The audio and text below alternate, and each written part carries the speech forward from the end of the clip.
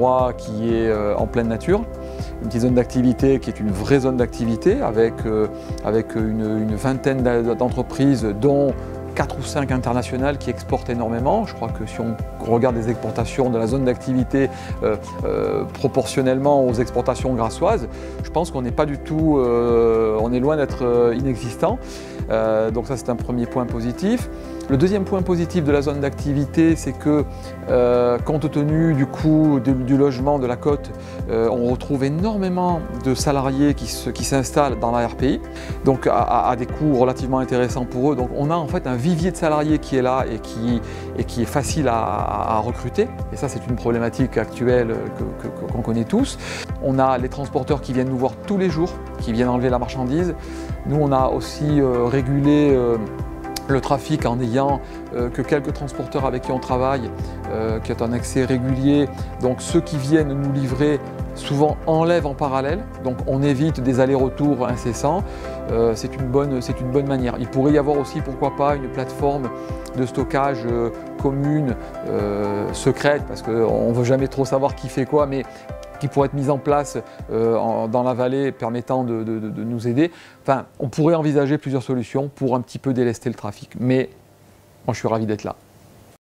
C'est une zone importante pour la commune de Saint-Césaire, bien évidemment, parce que bon, c'est un bassin d'emploi. Et puis, c'est une zone importante aussi pour la communauté d'agglomération du Pays de Grasse, puisqu'il y a plus d'une trentaine d'entreprises qui sont installées et des entreprises de qualité. C'est une zone, vous avez vu, donc avec à la fois les bâtiments industriels, ce ne sont pas des bâtiments en tôle, etc. Ce sont des éléments de qualité qui tournent autour du parfum essentiellement. Le département avait mis justement sur le rond-point et la route départementale direction les grottes donc en double sens. Il a mis donc 300 000 € pour faire le rond-point et cette partie en double sens. Et la communauté d'agglomération du Pays de Grasse a mis 1 million d'euros pour la voie de contournement qu'on a inaugurée donc l'année dernière.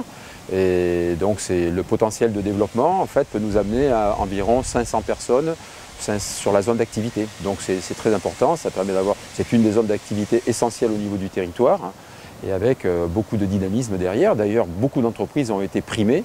Je ne ferai pas l'inventaire de tout ça, mais beaucoup d'entreprises ont été primées, à la fois sur le dynamisme au niveau du chiffre d'affaires, à l'export, sur des femmes entrepreneurs aussi, etc. Donc vraiment, c'est un plaisir de travailler avec ces gens-là, qui sont toujours porteurs de bonnes idées, qui veulent évoluer dans le bon sens, dans le sens de la dynamique. Et donc avec le président de la communauté d'agglomération du Pays de Grasse, Jérôme Vuot, on est très attaché donc, au développement de cette activité, au bien-être donc de ces industriels sur la zone d'activité, et on est à l'écoute de toutes leurs demandes, bien sûr. En grandissant, la problématique que l'on rencontrait dans un premier temps, c'était la proximité d'une maison d'assistante maternelle pour... on embauche beaucoup de jeunes femmes qui tombent enceintes et c'est normal, mais c'est vrai que ça pose un gros problème pour pouvoir s'occuper des enfants, aller les chercher, les récupérer, etc. Donc, étant membre du club des entrepreneurs, j'avais entendu des possibilités que nous avions de créer une maison d'assistante maternelle. Donc, il y a 3, 4 ans, 5 ans, on a créé cette maison d'assistante maternelle et on s'est bien démené. On a été un peu aidé par la mairie, enfin même beaucoup aidé par la mairie, un peu par la communauté d'agglomération. Et aujourd'hui, on a une maison d'assistante maternelle qui a 3 assistantes qui peuvent s'occuper de 4 enfants chacune, donc ça fait 12 enfants. On a également un petit restaurant qui a été créé 7-8 ans en arrière, qui permet aux salariés de venir manger ou distribuer des repas à midi. Donc ça, c'est une deuxième chose intéressante. Et puis, on a une salle de sport, MMA Fitness aujourd'hui, ex-Formé Combat 06. Nos salariés peuvent aller s'entraîner, faire leur fitness. Il fait bouger beaucoup la zone d'activité. Et c'est bien parce que ça donne un peu de la vie au milieu du travail. Le projet au cœur de la communauté d'agglomération de développement économique porte aussi sur la requalification des zones d'activité. Et dans le cas de la Festre, où nous avons 30 entreprises, 300 salariés, 14 hectares qui sont ici présents avec une grande partie de cette activité autour de la filière arômes et parfums.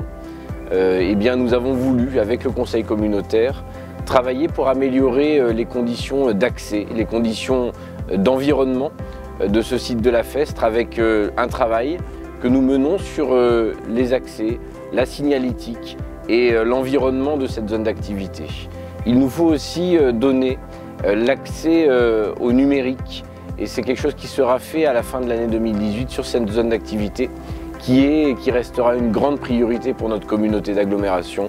Nous travaillons zone d'activité après zone d'activité pour donner à ce territoire plus d'attractivité, pour accueillir plus d'entreprises sur ce territoire, et c'est quelque chose qui est porté comme une grande volonté de la communauté d'agglomération du Pays de Grasse.